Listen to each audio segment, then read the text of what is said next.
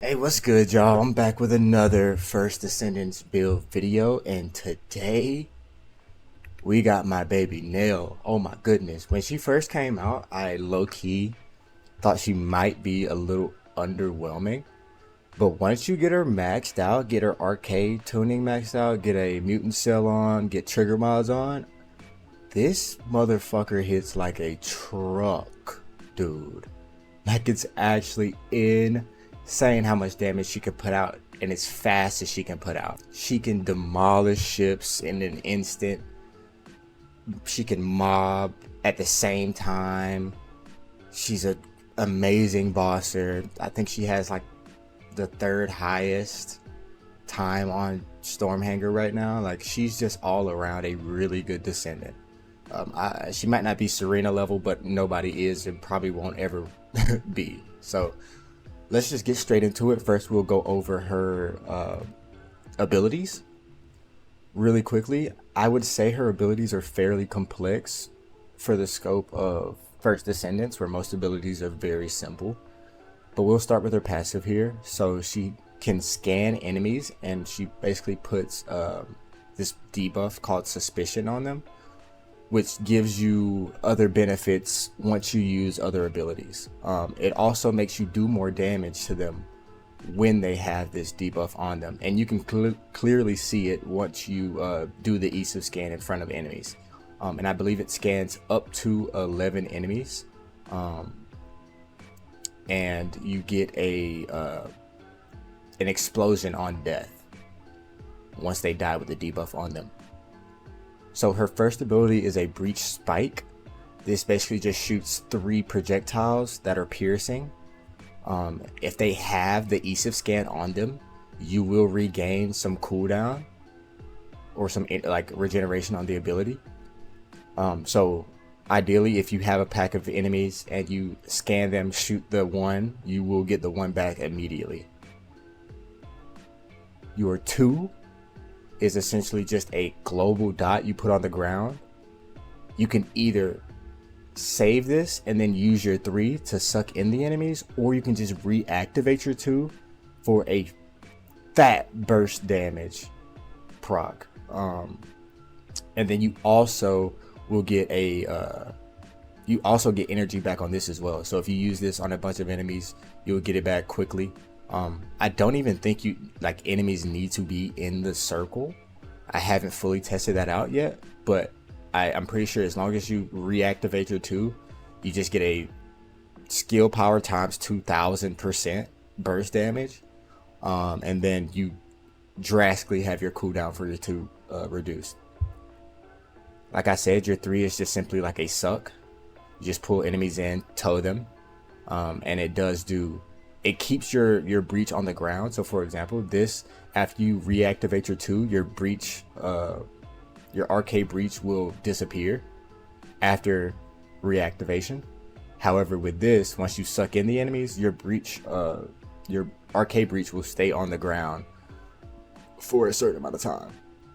And for her 4, with the Shattered Heart Transcendence mod, you get a basically projectiles that you can shoot that build up based off of hitting your ESIF scanned enemies with your 1. You build up a custom resource that will allow you to use your 4 and do a metric buttload of damage. If you didn't run the Transcendence mod, you would basically just get a buff where every shot you shoot will be a weak point shot, which is very good.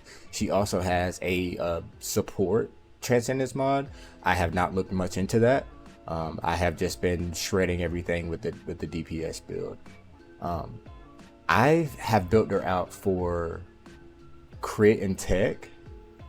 I don't know what the meta build is. I just build things how I like for what feels good for me. So I'm currently running Power Beyond because this just gives you a flat out skill power increase. If you were one of the lucky ones to get a 15% power increase, you hit the fucking jackpot, because this is the best mod out right now, and to get a 15% skill power increase for free is just crazy.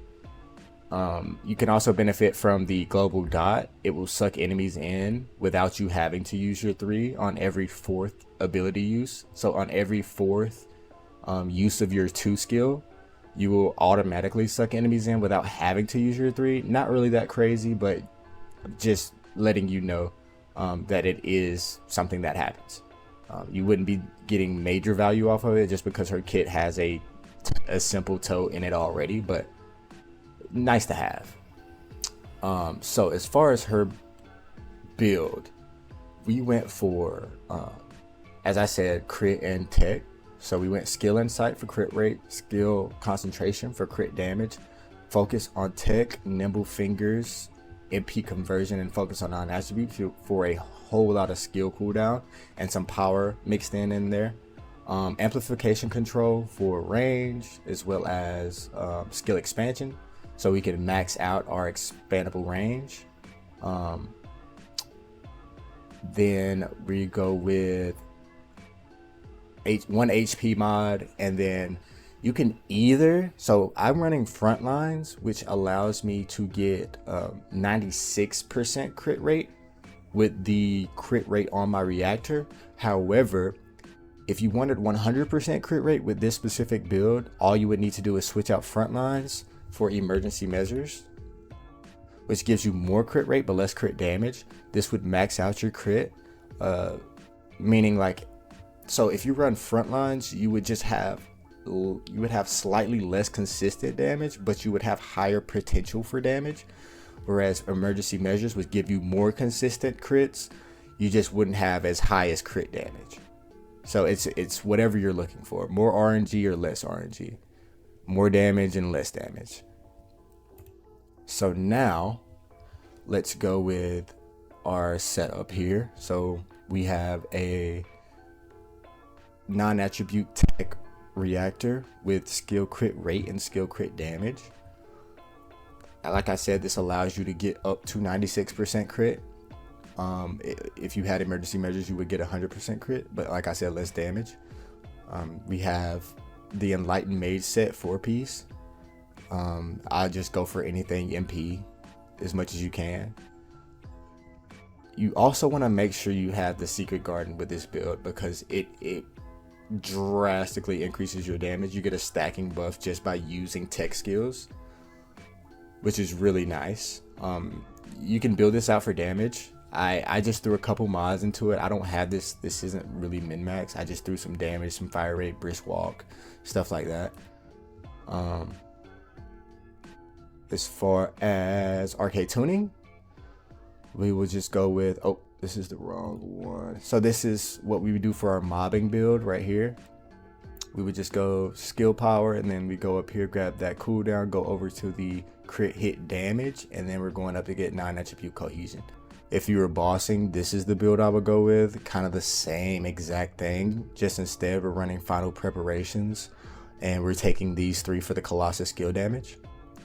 For Inversion Reinforcement, all we're going with is Focus Boost, Selective Neurostimulation, and Deploy Resonance Device.